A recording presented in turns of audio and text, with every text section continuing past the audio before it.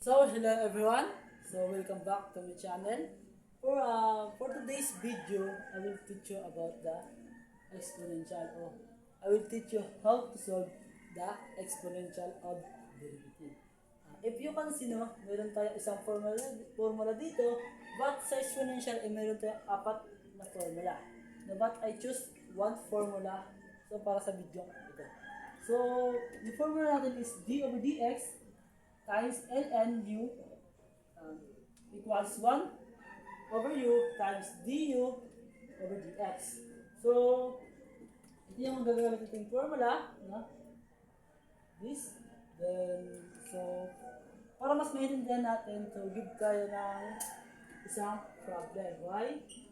Where ln times 2x minus y cube. So, if you can see, mayroong cube. So, pwede pa natin itong ayusin na magkakaroon tayo ng constant, which is ito. No?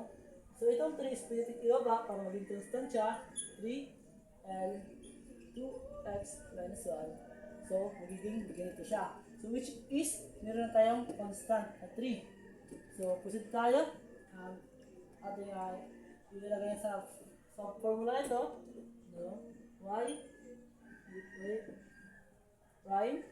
So, itong 3 copy din times yung 1 natin, 1 over yung u. So, before tayo dito, isanapin natin yung mga value ng u tsaka ng d. U para tayo mahirapan na ilagay dito. So, yung u natin is 2x minus 1, then yung derivative niya is 2. So, yun lang, napakadali lang. Hanapin natin yung derivative dito. So, lagay na tayo dito. Yung u natin is 2x minus 1. 2x minus 1. Then times. So, yung derivative natin is 2. Which is 2. Then, simplify natin. So, 3 times 2. Then, parehas lang sa labas. So, 3, 6 times 1 over 2x minus 1. Then, simplify again. 6 over 2x minus 1, which is ito na yung ating final answer for this problem. If you can see, no, madali na yung formula nito, but advice na saluhin niyo yung apat na formula para hindi kayo mahirapan sa exam for exponential.